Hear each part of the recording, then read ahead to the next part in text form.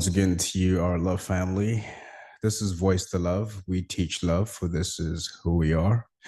I'm joined here by our guest host, Aurelie, who's joining me on this special media podcast series, which has been really, really fascinating and informing based on all your feedback. Looks like we need to continue doing this and need to keep educating everyone and show everyone what the true way is. Let's keep voicing the love. So, in this specific episode, we are talking about how the media has influenced people around a very touching topic, very a live topic in the sense that it happens to everyone around the world almost on a daily basis. And it's around violence and crime and war. And Aurelie and I have done some research, as we always do, to inform and educate you, our family of love, and look at ways we can, get rid of this way of living on this planet. Because Voice of Love is really about everyone coming together and working on eradicating all these forms of violence, all these forms of war and crime, because we really don't need that as people, I believe, who have evolved from a time frame where it was sort of like something that was accepted, like culturally, traditionally, and in my opinion, in our day and age, this is something we should shun upon completely. And there's no reason for that not to happen. We should definitely focus on ways where we can all just live in a really harmonized state as individuals, as a family, as humanity. And that's what we're here to do, share with you, our family of love. Okay, so yeah, the topic is the media's influence on people as far as war, crime, and violence is concerned. And the media plays a significant role in influencing people's perceptions and attitudes towards violence, war, and crime around the world. Here is a list of points highlighting how the media exerts this influence. In this particular case, I'm going to hand over to Aurelie, who's going to take us through some of the points, and I'll finish off with the rest of the points. Please engage with us. And if there's something that resonates with you that you've probably been through, please share it with us. Would like to know. And let's engage in conversation. And yeah, over to you, Aurelie. Yeah, hello, family of love, and thank you for watching. So the first influence on people around war, crime, and violence that we've been facing or dealing with on a constant, regular daily basis is framing and agenda setting. Media organizations decide what stories to cover and how to frame them. And this can shape public perception by prioritizing certain issues and downplaying others. For example, sensationalized. Thank you. Yeah, last time I also had a difficulty with that word, so thank you for your help. Sensationalized. I'll get it right, I promise.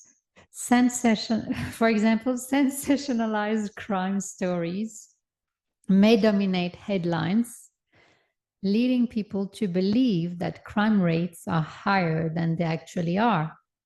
And I feel personally, this is what's happening in our daily news. Often we are being shown all these, these perceptions on crimes that look like they are happening all the time everywhere, and they are at higher rates.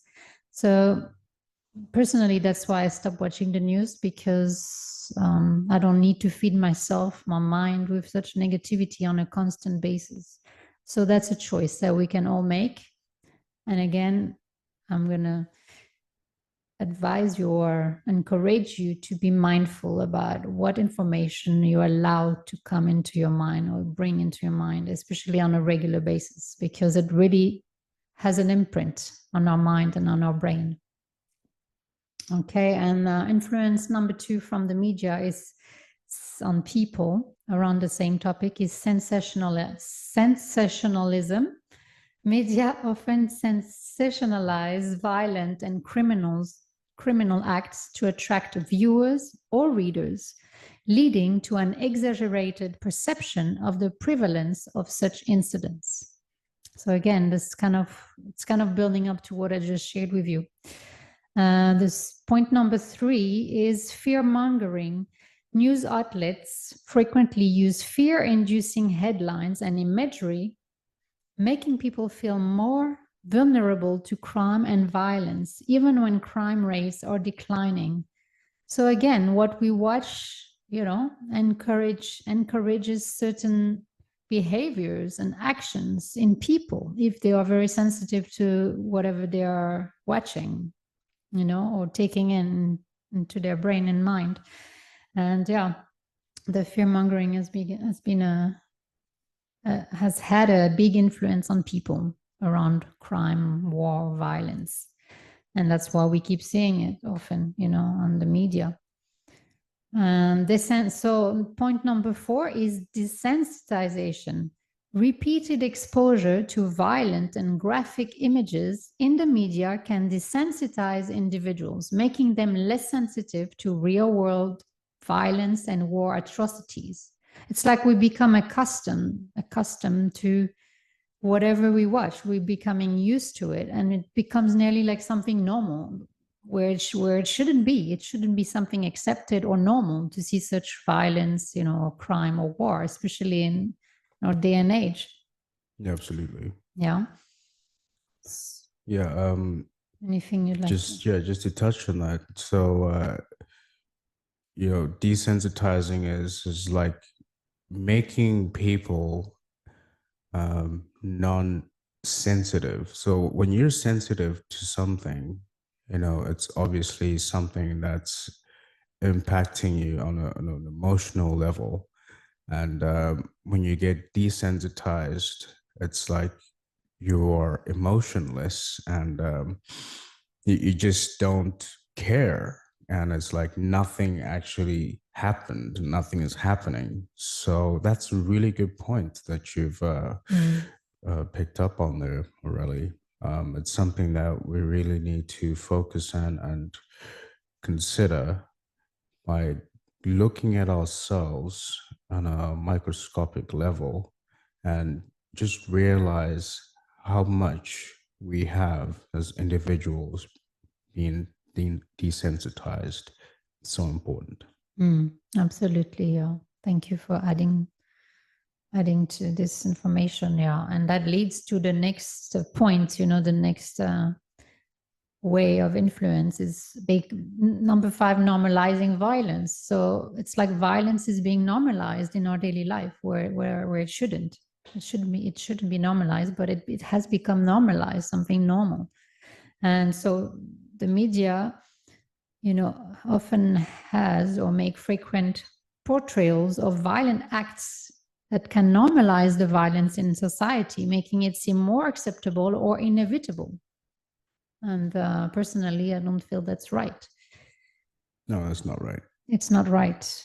It should have been that way. I mean, even when you watch video games nowadays, I mean, most of the video games I see being advertised, for example, on social media, are portraying violence, like video games that contain so much violence. So imagine our youth, doing interaction or actually reproducing this act of violence, whether it's on a video game or on within their behavior. You never know, at school or wherever.